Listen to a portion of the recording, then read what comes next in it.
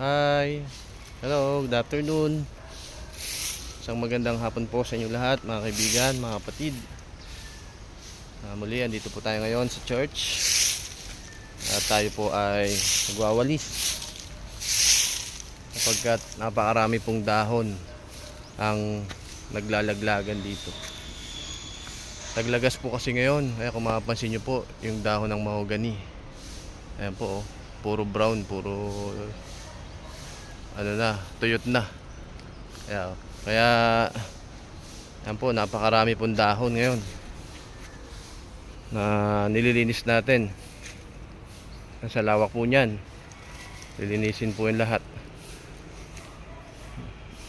Meron po tayong kasama dito na nagwawalis, kapatid na Eric.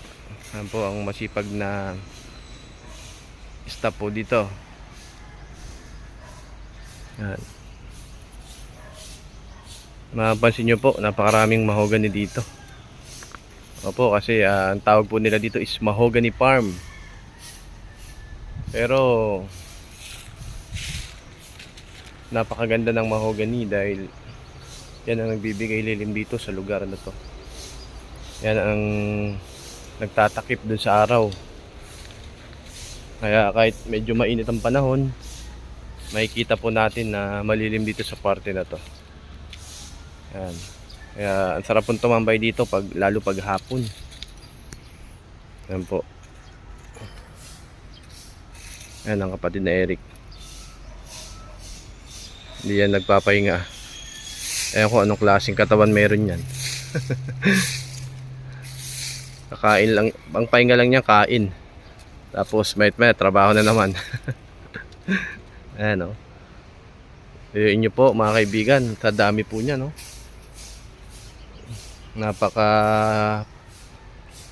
Hindi po ganun kadaling linisin yan, lalo kung nag-iisa ka lang. Pero dahil sa naglilingkod tayo sa Panginoon, meron talagang pagtitiis. Baga pag ikaw ay isang mananampalataya, kahit gaano kahirap talaga, gagawin mo. Bakit? Kasi tayo ay naniniwala na kahit gaano kahirap maglingkod sa Panginoon, meron namang kagalakan na binibigay ng Diyos sa atin. Yan ang araw-araw na trabaho po ng mga lingkod ng Diyos. Dahil po sa lawak ng lupaing ito ng church, marami pong trabaho dito. Kaya kami po bilang mga kabahagi, nagtutulungan po kami dito na maging maganda ang lugar nito, maging malinis. Ayan po. At yung iba po nating mga kapatid nandoon po, patuloy po silang nag-uukay doon. Ayan po, tuloy silang nag-excavate po doon dahil kailangan na kasing madaliin at para malagyan na ng mga alagang isda.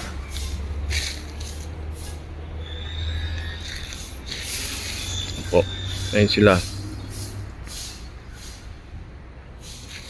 Purihin ang Panginoon. Dati po itong lugar na to, dito po sa area na to, kung mapapansin nyo, may mga kulungan po dyan. May mga kulungan po. Dati po kasi marami pong alagang hayop dito. Ayan, maraming mga ibon, manok, iba't ibang klaseng ibon na mga imported. Ayan po. Ngayon po na-stop ang pag-aalaga dahil nga po marami ring mga ibon ang nagkandamatay. Ayan po. Pero may plano pong ibalik uli dahil ang ganda po ng lugar dito. Kailangan marami tayong alagang mga hayop. Ayan po, ang dami pong lilinisin. Ang kapal po niyan. Ayan.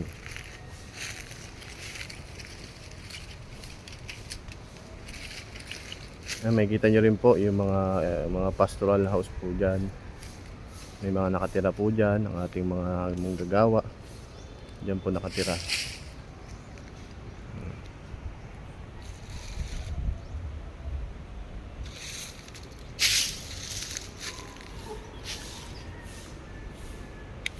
Ayan po, ayan pa yung malaking.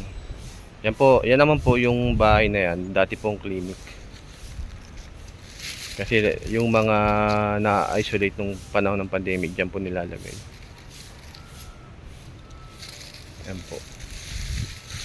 Kaya samahan niyo po ako rito mga kaibigan. Subaybayan natin ang pagde-develop sa lugar na to. Naniniwala ako na gaganda po ang lugar na ito.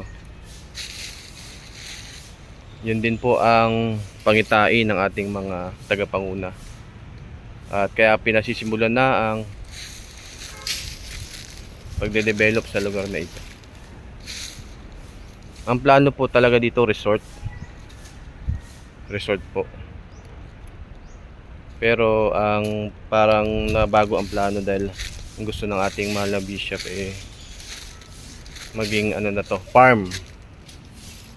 Maraming aalagaan na hayop.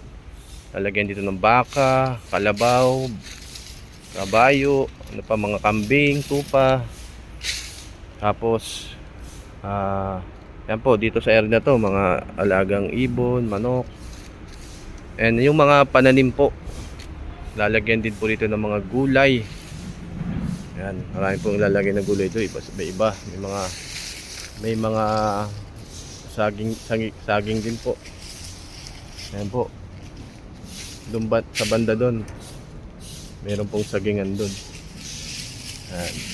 Kaya po ito gagawing farm dahil sa laki po ng lupa na ito, mapakinabangan po ito para makatulong po sa iba nating mga manggagawa, sa mga ating mga kapatid. Kasi po ang mga malilikom po rito na mga source of natawag natin mga income. Yan po ang gagamitin para sa mission. Gagamitin sa mga pangangailangan ng ating mga manggagawa. Ayan po. Dahil po malaki po ang pangangailangan sa mission. Dahil po habang tumatagal ang church ay lumalago. Kaya lumalaki po ang pangangailangan. Ayan po. Dumadami ang pangangailangan sa loob ng iglesia. Lalong-lalo mga pang-support po sa mga manggagawa na nadidestino po sa mga iba't ibang lugar. Yan po. Sa pamamagitan po ng mga tanim din po dito na gulay ay mapapadala po sila. Mga gulay o mga iba pang mga tanim dito, yung mga prutas, pwede pong mapakinabang. Dahil po sayang po ang lugar na ito kung hindi po ito tataniman. Napakalaki po. Ayan po. Almost 7 hectares po ito. Kaya talagang ganun na lang po ang pagsusumikap, lalo ng ating mga tagapanguna. Gusto nilang maging magandang lugar na ito. Sabi po ng ating mahal na Bishop Jonathan Periol, ang urban cluster ay magiging parang isang paraiso. Makikilala ito, tapos dadami ang pupunta rito. Ayan. Makikilala po ito. Kaya ang tabayanan po natin mga kaibigan, mga kapatid, ang pagpapaganda dito. Yan po. Purihin ang ating Panginoon. Pag lagi ka dito, talagang napakalaya ng iyong pag-iisip. Napakagaan. Para ka lang nagtatrabaho ng talagang wala kang iniisip. Napakaaluwan dito pag nandito po kayo. Kaya ako pag available po ako, lagi po ako nandito. Dahil ito po ang nagiging comfort zone ko eh. Napakaaliwalas, napakahangin. Yan. Marami kang mapapahingahan dito. Kaya mga kaibigan, kung malapit lang po kayo dito lang po dito po ito sa Montalban, sa Rodriguez Rizal, sa tapat lang ng Manila Hills, dito po sa may mga mahogany. Makikita niyo po ito. Pwede po kayong pumunta dito, mamasyal. Kung taga Montalban po kayo, gusto niyo po, malapit lang po kayo dito. Yan. Meron nga pong kapatid na nagpatotoo na pag dumadaan sila dyan sa highway, nakikita nila ito, kala nila resort. Kaya sila na curious, may nag-invite din sa kanila na kapatid din, nag-invite dito, tapos sinubukan nilang pumunta, nakita nila may simbahan po dito sa gitna. At yun po, doon na po nagpasimula ang kanilang buhay paglilingkod. Kaya po pag kayo nakapunta po dito, magugustuhan nyo po dito. At hindi lang po sa mga lugar, kundi maging maging sa pagtuturo sa pangangaral ng salita ng Diyos. Meron po ditong chapel. Yan po. Meron po tayong service every Tuesday and Thursday. Bible study tsaka prayer meeting. Meron din pong ang pagsamba naman po linggo, worship. Sa umaga po yun, from 8 to 12 po yun. Kasi dalawang service po yun, Sunday school tsaka worship. Kaya subukan nyo po kung malapit po kayo dito, sa mga kaibigan natin dyan. Punta po kayo dito para makita nyo rin po ang lugar na ito. Purihin ang Panginoon. At sa ngayon po, ako po muna ay papaalam, panandalian. Dahil kailangan po tapusin ang aking job spec dito sa pagwawalis. Sige po, hanggang sa muli po sa inyo. Maraming salamat po sa inyong suporta at sa inyong panonood ng aking video. Huwag niyo pong kalimutan i-share ang video na to. At mag-like na rin kayo. Salamat po. God bless you all.